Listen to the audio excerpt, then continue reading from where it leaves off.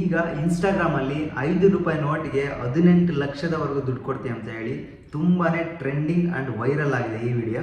So ಹಾಗಿದ್ರೆ ಇದನ್ನ fact check ಮಾಡೋಣ. ಸೊ ಇದು ಸತ್ಯನಾ ಅಥವಾ ಸುಳ್ಳು ಅಂತ. ಓಕೆನಾ, ಈಗ ಕಾಣ್ತಾ ಇರ್ಬೋದು, ನನಗೊಂದು ರೀಲ್ಸ್ ಬಂದಿತ್ತು.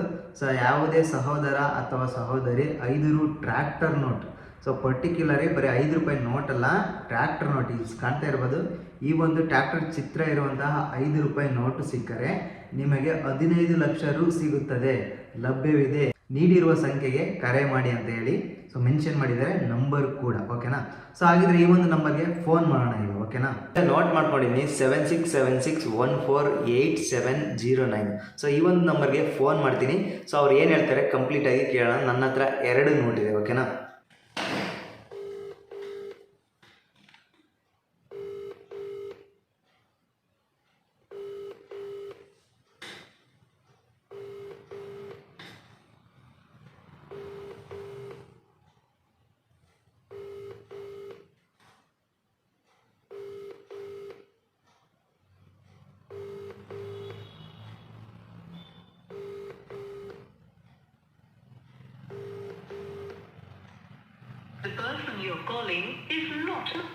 ಸೊ ರಿಂಗ್ ಆಗ್ತಾ ಇದೆ, ಬಟ್ ರಿಸೀವ್ ಮಾಡ್ತಾ ಇಲ್ಲ. ಮತ್ತೊಂದ್ಸಲ ಟ್ರೈ ಮಾಡೋಣ.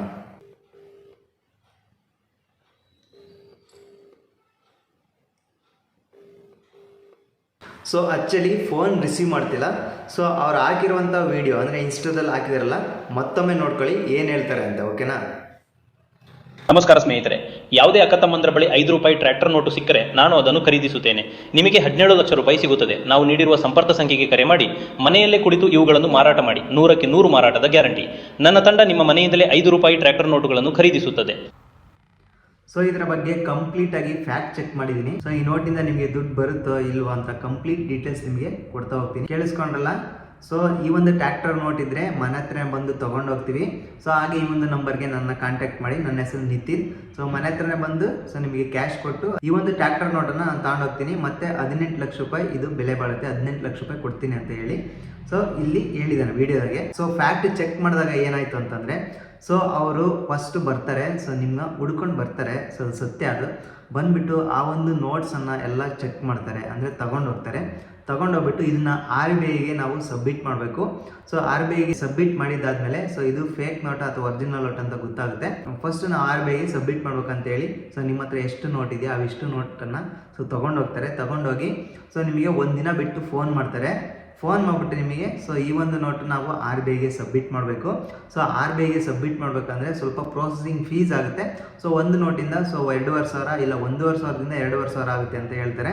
ಸೊ ನಿಮಗೆ 2,500 ಅಂತಂದರೆ ನೀವೇನು ಅನ್ಕೊತೀರೋ 18 ಲಕ್ಷ ರೂಪಾಯಿ ಅಲ್ವಾ, ಒಂದು ನೋಟಿಗೆ 18 ಲಕ್ಷ ರೂಪಾಯಿ ಅಂದರೆ ಸೊ ಎಷ್ಟು ದುಡ್ಡಾಯಿತು ಅಂತ ಹೇಳ್ಬಿಟ್ಟು 2,000 ಅಷ್ಟೇ ತಾನೆ ಅಂತ ಹೇಳ್ಬಿಟ್ಟು ನೀವು 2,000 ಅಥವಾ 2,500 ಅವ್ರು ಎಷ್ಟು ಕೇಳ್ತಾರೋ ಒಟ್ಟು 1,500ದಿಂದ ಮೇಲೆ ಹೇಳ್ತಾರೆ ರೇಟು.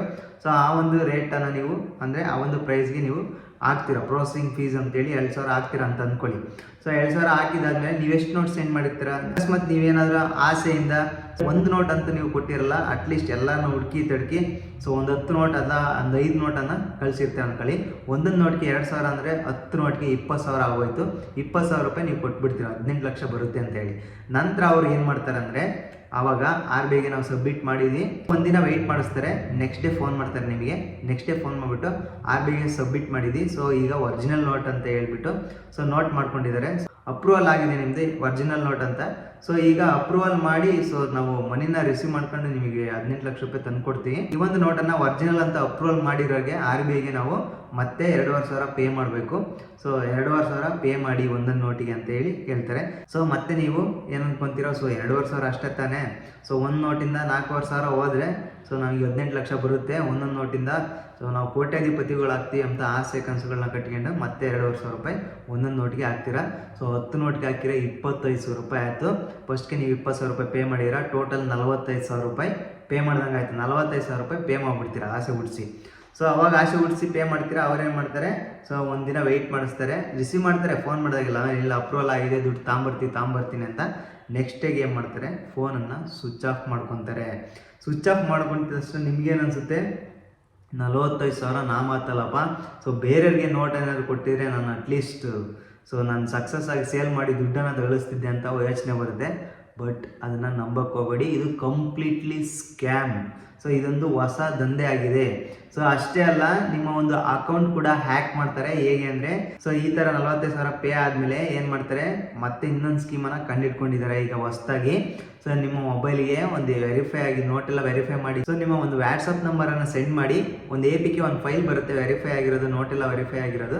ಸೊ ನೀವು ಕನ್ಫರ್ಮೇಷನ್ಗೆ ನಿಮ್ಮೊಂದು account number, IFSC code, PAN details, Aadhaar details ಎಲ್ಲ ಎಂಟ್ರಿ ಮಾಡಿಬಿಟ್ಟು ನಮಗೆ ಸೆಂಡ್ ಮಾಡಿ, ನಿಮ್ಮ ಅಕೌಂಟ್ಗೆ ಹಾಕ್ತಿ ಅಂತ ಹೇಳ್ಬಿಟ್ಟು ಒಂದು APK ಫೈಲ್ ಕಳಿಸ್ತಾರೆ. ಅಕಸ್ಮಾತಾಗಿ ನೀವೇನಾದರೂ ಆ ಒಂದು APKನ ಫೈಲ್ ಏನಾದರೂ ಇನ್ಸ್ಟಾಲ್ ಮಾಡಿಕೊಂಡು ಡಾಟಾ ಫುಲ್ ಎಂಟ್ರಿ ಮಾಡಿದ್ರ ಅಂದರೆ ನಿಮ್ಮ ಒಂದು ಅಕೌಂಟಿಂದ ಎಲ್ಲ ಅಮೌಂಟನ್ನು ಸೊ ಡ್ರಾ ಮಾಡ್ಕೊತಾರೆ, ವಿತ್ಡ್ರಾ ಮಾಡ್ಕೊತಾರೆ. ಫುಲ್ ಸ್ಕ್ಯಾಮ್ ಆಗಿ ಹೋಗ್ತೀರಾ. ಸೊ ಫುಲ್ ಕಂಪ್ಲೀಟ್ ಆಗಿ ನೀವು ಮೋಸ ಹೋಗ್ತೀರಾ, ಹಾಗೆ ಅವರು ಮೋಸ ಮಾಡ್ತಾರೆ. ಅತಿ ಆಸೆ ಮತಿಗೇಡು ಅಂತ ಹೇಳಿ ಇದೇ ಕಾರಣಕ್ಕೆ ಗಾದೆಗಳು ಇರೋದು. ಹಳೆ ಕಾಲದ ಗಾದೆಗಳು ಯಾವತ್ತಿಗೂ ಸುಳ್ಳಾಗೋದಿಲ್ಲ ಅನ್ನೋದಕ್ಕೆ ಇದು ಒಂದು ಬೆಸ್ಟ್ ಎಕ್ಸಾಂಪಲ್. ಓಕೆ, ಸೊ ಈ ಒಂದು ಮಾಹಿತಿ ನಿಮಗೆ ಹೆಲ್ಪ್ಫುಲ್ ಆಗಿದೆ ಅಂತ ಅನ್ಕೊಂತೀನಿ. ಸೊ ಈ ಒಂದು ಟ್ರ್ಯಾಕ್ಟರ್ ನೋಟಿನ 5 ರೂಪಾಯಿ, ಸೊ ಇದರ ಮೇಲೆ ದುಡ್ಡು ಮಾಡ್ಬೋದು ಅಥವಾ 18 ಲಕ್ಷದವರೆಗೂ ನಮಗೆ ದುಡ್ಡು ಬರುತ್ತೆ ಅಂತ ಏನಾದರೂ ನಿಮಗೆ ಸೊ ತುಂಬ ಮೋಹದ ಕತೆ ಇದ್ದರೆ ಸೊ ಇಲ್ಲಿಗೆ ಬಿಟ್ಬಿಡಿ. ಓಕೆ, ಸೊ ನಿಮ್ಮ ಒಳ್ಳೆಯದಕ್ಕೆ ಹೇಳ್ತಾ ಇದ್ದೀನಿ.